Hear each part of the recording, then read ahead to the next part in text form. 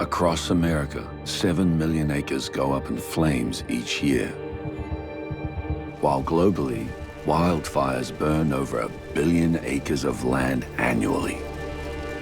That adds as much CO2 to the atmosphere as all of Russia's emissions for a year, and pollutes the air for hundreds of millions of people. But in some places, preventing fire is the worst policy of all.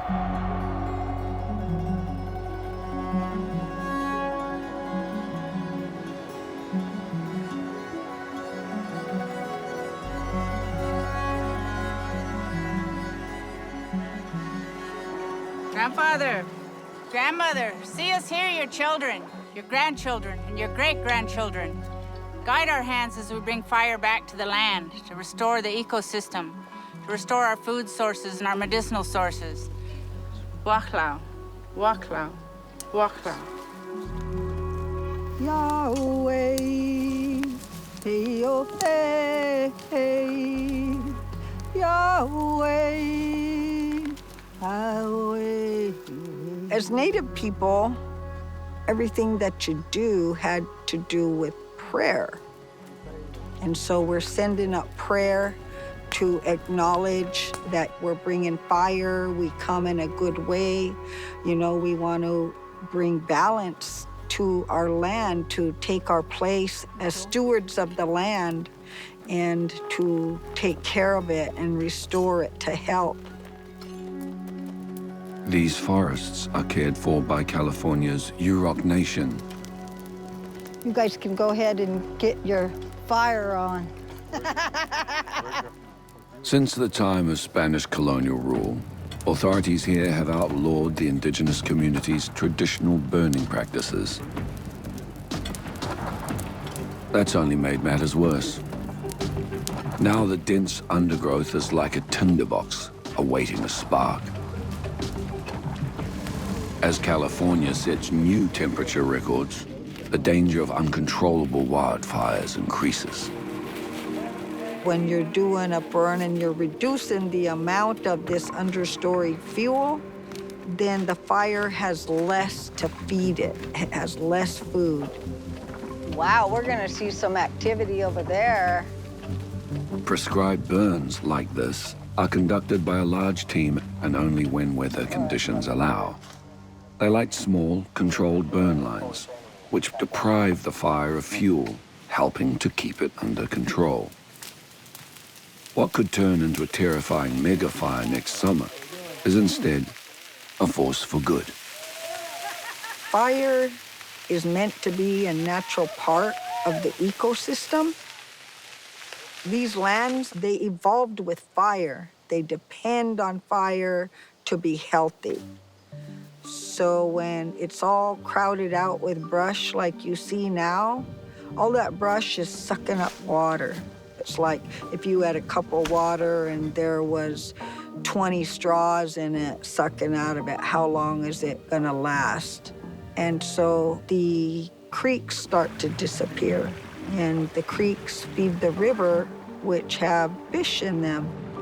And if it doesn't have enough water, the water gets too warm and the fish, they literally suffocate to death. Fires like this encourage biodiversity, returning the forest to a time before loggers planted it with swathes of fast-growing fir trees.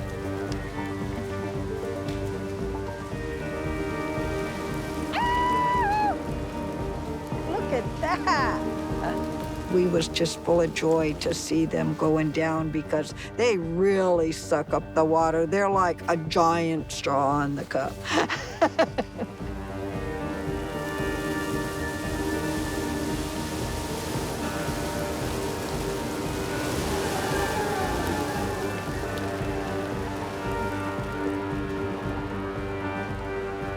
It's really hard to describe it, but it is certainly a great deal of joy. It just makes me laugh with happiness. It's very exciting. Okay, we do have new wick, so Margot's enthusiasm has rubbed off on son-in-law Talon. I'm gonna go observe the fire for a little bit.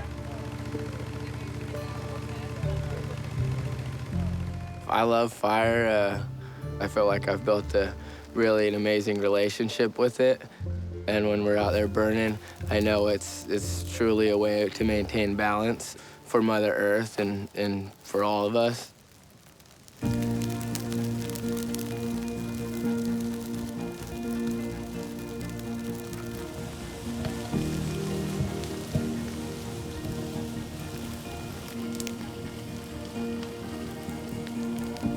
The Yurok Nation nearly lost their traditional fire knowledge.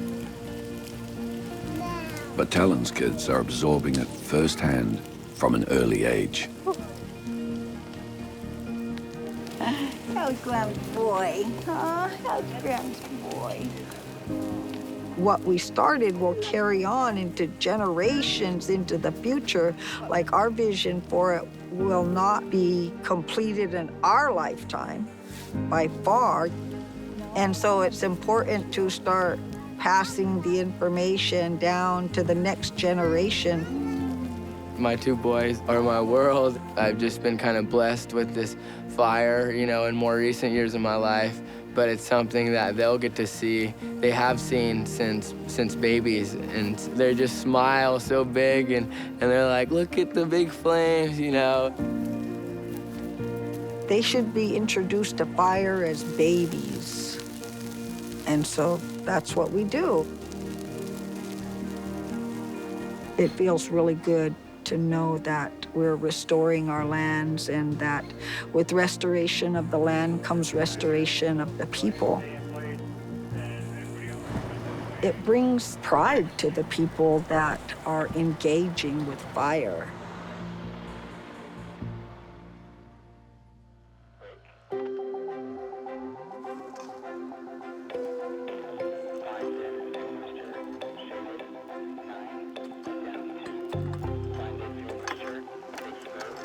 It could be burning pretty deep under there. That's where you'll still see smoke. Sometimes it's just steam, too. When I first moved here, everywhere else was super brushy, but with bringing the fire back to the land, I've seen that significantly change. It's awesome. And this last year, I've seen more deer in the daytime than I've seen in the last 5 to 10 years past.